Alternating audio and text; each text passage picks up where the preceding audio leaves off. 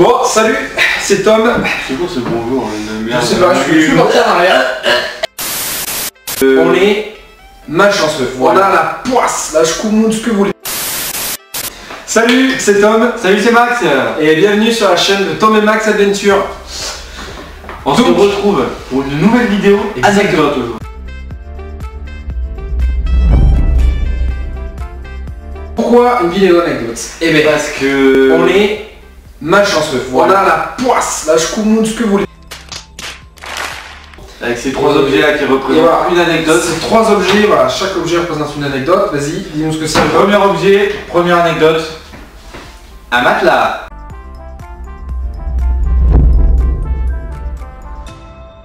Premier bivouac, je pense qu'on est le 5 janvier je crois.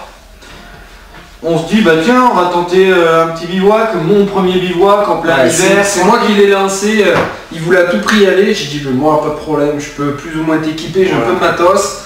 On se lance, mois de janvier, des plaques de neige un peu sur les monts du Cantal. Ouais. Il faisait, je dirais, peut-être moins 0, ouais, 0, 5. Et on est parti en sortant du taf. Ouais, 19h, il faisait déjà nuit. Voilà. Donc déjà, On sort premier du boulot. bivouac, premier trek, on part de nuit, on met les bases. Voilà, déjà comme lui, je me mets à sa place, il a jamais fait de bivouac, je le fais partir à la frontale de nuit par des endroits, faut le dire, c'était méga glissant, on aurait dû avoir des crampons, franchement, parce que en fait on a marché sur une piste ski gelée, c'était un poids physique. Ouais, donc là c'était juste pour monter la piste. Et après, on a continué un petit peu et là il me fait monter. Voilà, on arrive au col en fait, et on arrive au col et donc comme tout col en fait ça monte des deux côtés. Moi je le fais monter par un côté mais complètement hors piste parce qu'il y a des grosses plaques de neige, c'était un peu dangereux avec le dévers.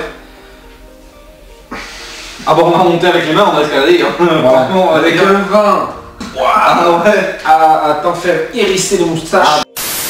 Ouais, on est arrivé en haut, on a pris le vent plein nez. Ah ouais, et là c'était pas ça. Donc on arrive en haut, on trouve une petite place où il n'y a pas trop de vent, on est à l'abri du vent, sous le grillou, tranquille, on monte la tente, on monte le campement et tout. Tout se prépare à la perfection. On commence à se faire à manger. Il faisait froid, mais ça allait. mais ça allait.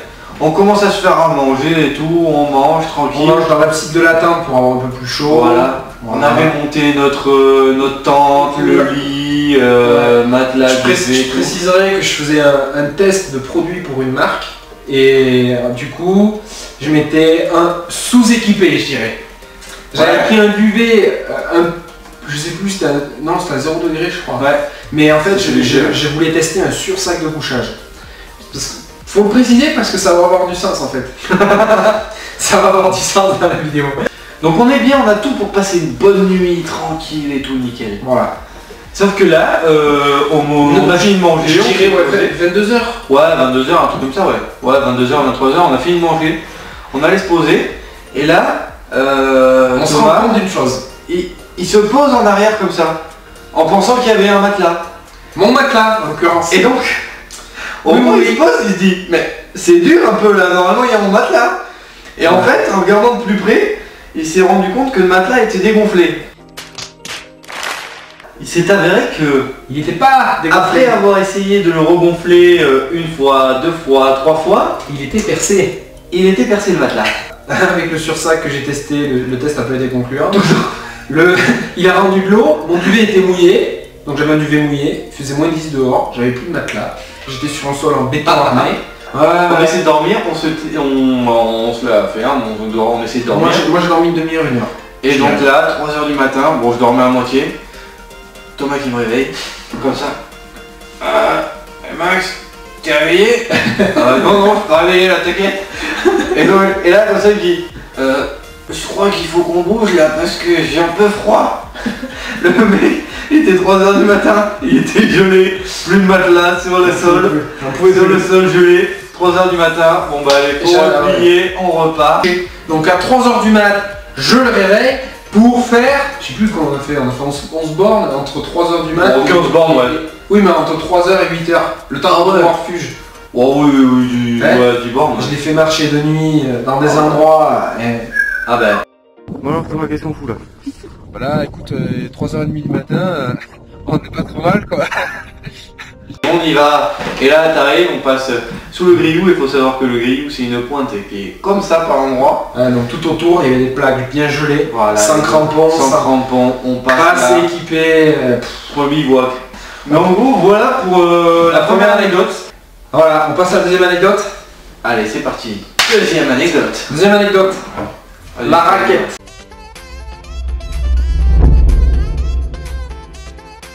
Il commençait tout juste à être équipé. Au début, là. Et Mont du Cantal, un hiver classique, pas mal de neige. Ouais, il y avait de la neige. Il y avait de la neige. Je me propose de faire un mini trek, un bon bivouac avec une belle randonnée en raquette à neige pour son premier sommet. Voilà le topo. Ouais. Donc le délire c'est qu'on finit le boulot encore une fois assez tard, donc il se fait nuit, le temps qu'on est sur place, bon bref, on passe les détails.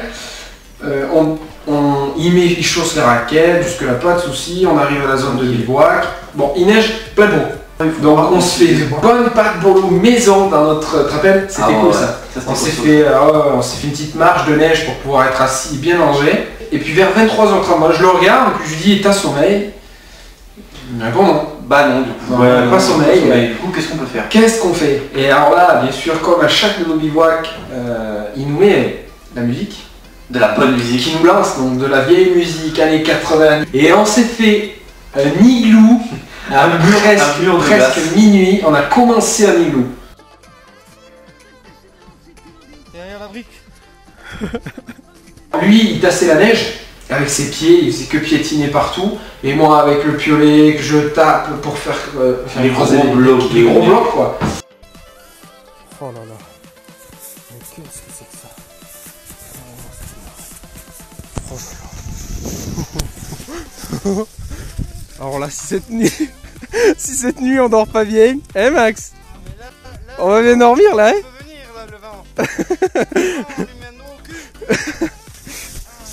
Ah là là, toujours plus, on voit à peine la tente. Il y a le petit portail devant si vous voulez.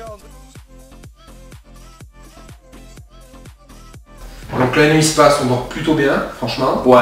Un peu humide, forcément avec la condensation, vu qu'il fait froid et qu'on a l'igloo tout autour, mais ça va. Mais ça va, franchement, ça va. Et après le lendemain, grosse erreur. Parce que le lendemain, l'idée, rando en raquette à neige, vraiment beaucoup de neige. Déjà on part le matin, sans manger. No! God, please, no! No! No! Ouais, se disant, on se fera un repas avec un chocolat chaud, un plus gros repas, le midi, mais on part sans manger. Déjà, faut pas faire ça. L'hiver, il faut vraiment manger, il faut avoir beaucoup mangé l'hiver. On perd beaucoup plus de calories parce qu'on essaie de se réchauffer. Nous, on l'a pas fait. On dit, on n'en peut plus. La neige s'est transformée en pluie, donc on marche, c'était de la soupe. C'était un délire. Il y avait tellement de neige, la neige était lourde, avec nos gros sacs, nos raquettes, c'était vraiment physiquement assez difficile. On met un tard, on mange. Moi j'aime pas du tout mon repas, je faisais un test en repas. Moi j'aime bien faire des tests au moment le plus inapproprié. C'est vrai, hein? Voilà. Ok, on va tester ça. Ouais. Le repas infect, enfin je n'ai pas aimé plus exactement. Que du coup moi j'avais pas de repas. Voilà. J'avais pris qu'un thé. Sans sucre. Donc toujours pas beaucoup d'apport calorique. Toujours pas d'apport calorique. On monte. Donc du coup voilà, on mange, on monte le fameux sommet, un peu dans le dur mais ça va. C'est là qu'ils doivent pas comprendre, parce que si le sommet c'est pas le plus dur, c'est quoi le plus dur? Putain, c'est la descente. Ah ouais, la descente. Oh, la descente. On était capoute, on avait utilisé, je pense qu'on avait dû puiser dans nos réserves pour la côte sans s'en rendre compte. Ah ouais. Et alors après, il y avait plus de jus, plus de force, moi j'avais plus d'apport calorique. Même lui finalement, parce que lui même s'il a mangé, on n'a pas suffisamment mangé, on n'a pas mangé le matin non plus. Enfin, on manquait crucialement de nourriture. Il nous restait, il devait nous rester 1 km, voire 2. Tous les 100 mètres. On s'est arrêté tous les 100 mètres. Non, on était vraiment pas bien là. Ouais. Ah ouais, laisse tomber. Des trucs de fou. Ça c'était la deuxième anecdote avec la petite raquette. Dur encore. Ah ouais. Et je te laisse lancer la troisième. La troisième petite anecdote. Avec une veste impaire. Pourquoi une veste impaire?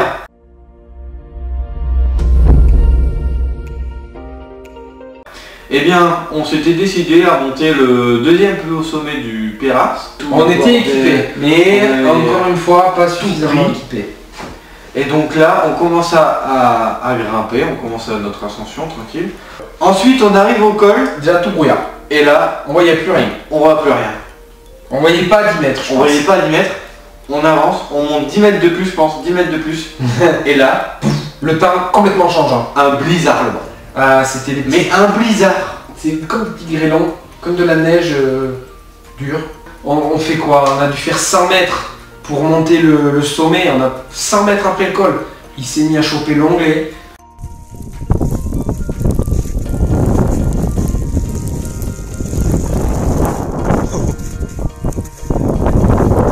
Il fait bon là? On en prenait par le visage et puis ni lui ni moi je crois avait de pantalon imperméable. Ah non, on n'avait pas. Du coup le problème c'est qu'en fait on était en train de se mouiller les jambes. En plus, oh, le délire, on s'est dit c'est même pas la peine de continuer.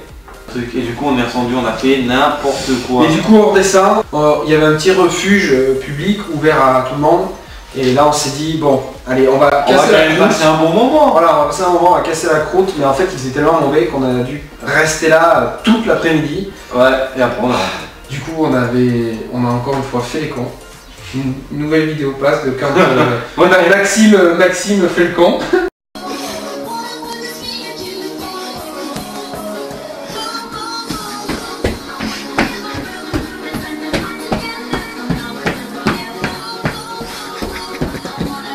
Ou toi surtout là, Et là maintenant on peut mettre moi qui fait le con.